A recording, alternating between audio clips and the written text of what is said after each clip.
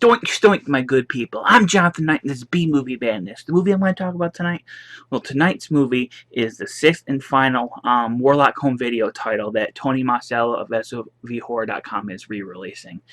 And it's a good one. It's the one, the only, the Stoinktastic Stoinky Beach.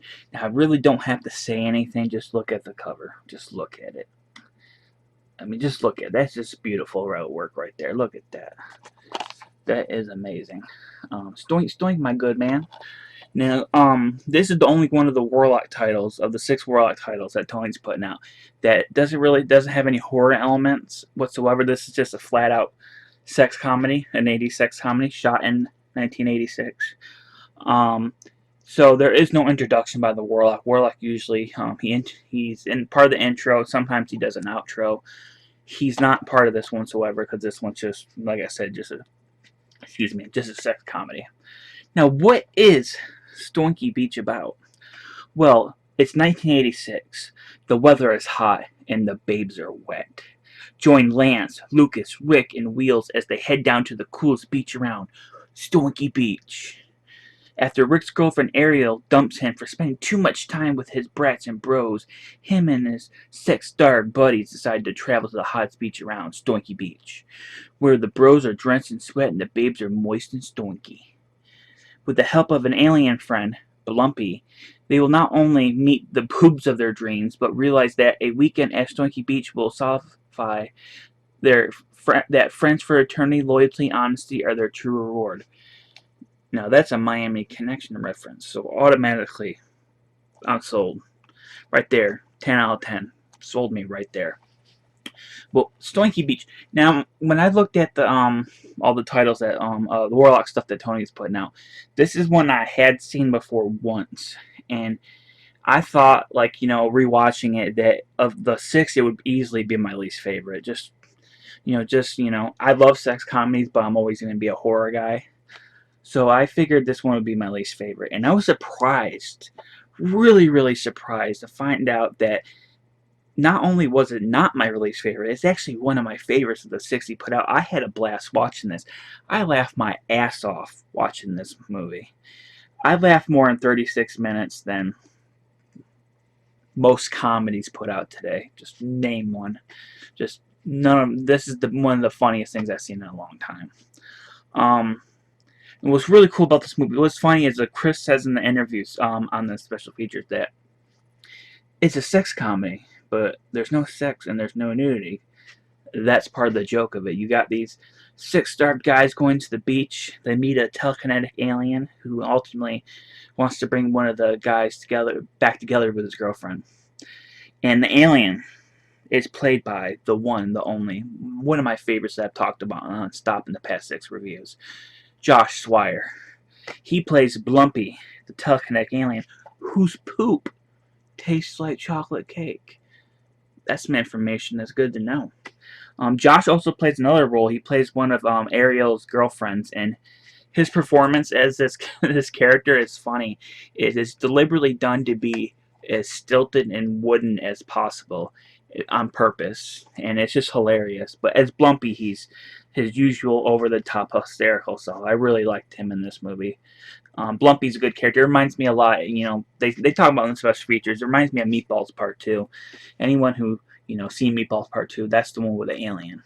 And this is like Hard Bodies, well, any beach sex comedy from the 70s or 80s meets Meatballs 2, Part 2. But yeah, it's a lot of fun. There's a lot of over-top characters. Clint Kelly reprises his role as Lucas from Death o' Lantern, and Alec Lambert reprises his role as Last Chance Lance from Divey-Q, Sasquatch, The Weirdsies. So there's 2 familiar characters here. The same characters from those movies are now in this movie. And also Casey Bowker, who plays Rick, he's a lot of fun. I thought Brian Heckman, I believe that's his name, who plays Wheels, he's the one that says, "Stoink, stoink, my good man." He's a lot of fun as well. And of course, Amber Snook as Ariel, she's really great as well. I mean, I really like Amber's work. I think, she's not as fun as she was in Aunt Bedelia, but she's still a lot of fun in this movie. And among my favorite things, besides the fact that I laughed my ass off, is the soundtrack to this is fantastic. There's a lot of familiar music, but the opening credits music, what's the name of the song? "Dancing in Heaven" by Q-Tip. Fantastic, man. It got me so jacked up to watch this movie. And the montage that plays over it is hilarious, especially when they're trying on the sunglasses. I laugh my ass off. Chris and his team say this is one of their favorites to watch, and it's one of the least favorites among the fans, or at least the least purchased and watched among the fans. And I can probably understand from when you compare it to like Death of Lantern, DBQ, all them cover wise, that people are more going to be attracted to the horror titles. But this one, like I said, I think it's one of the better Warlock of the six. I think it's one of the best ones, and I laughed my ass off. For 36 minutes, I just forgot about all the bullshit going on around me, and I just laughed my ass off. And I can understand why Chris and them say it's one of their favorites. It's just a lot of fun. And there's even a musical number, or not a musical number. There's a band playing. There's a Stoinky Beach theme song, which is really hilarious. You can hear it during the trailer. I'll have the trailer bit at the end. You can hear it. It's a lot of fun. But yeah, they're fun, over-the-top characters. Lots of laughs.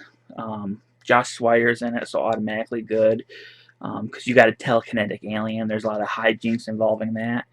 And one person I did want to mention, and I think this is the of the six, he's only in this one, and that's Bill Thomas. He plays this hunk on the beach that is trying to woo Ariel. If you don't know who Bill Thomas is, he played Stinkfist, the Sex Squatch, and the Sex Squatch movie. He played Stinkfist. He's also an Evil Knight. But he's in this movie, and he's a lot of fun in this movie too. If you've seen his performances in this movie, you know what to expect. But he's really great. But yes, I thought Stoinky Beach was a shit ton of fun. I thought it was hilarious, and I love the characters. I love the music. It was just a simple, fun time. As for special features, there is on-set interviews with the cast, which, from like all the other Warlock stuff, it's just them pretending it's 1986, which is, if they do a good job, convincing me of it. There is no Stoinky Beach. I keep on mispronouncing it. New Stoinky Beach interviews with Chris Seaver, Casey Bowker, and Clint Kelly.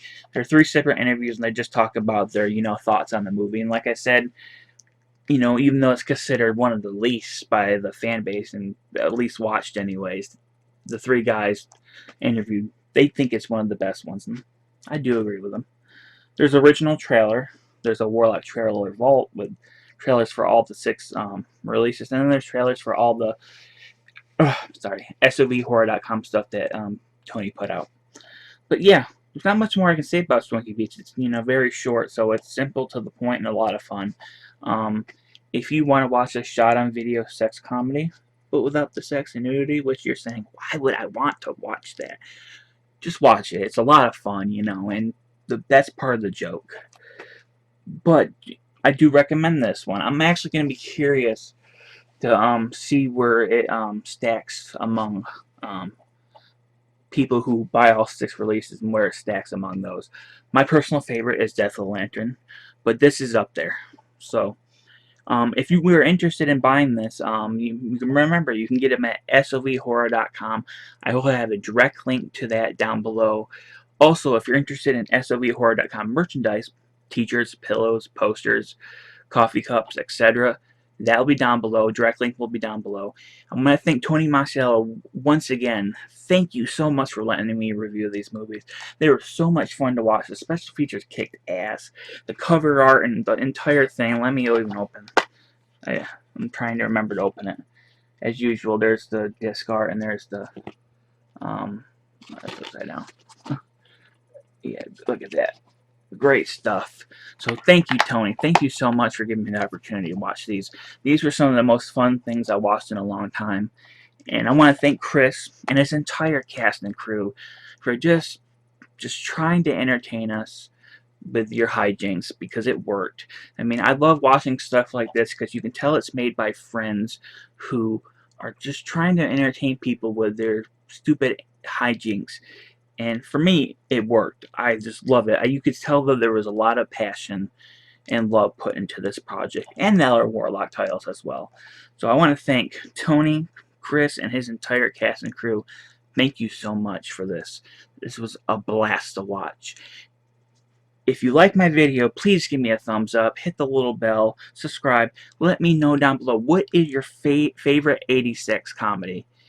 Is it Hard Bodies? Is it Porky's? Let me know down below. Once again, I'm Jonathan. It's been B Movie Madness. Thanks for watching.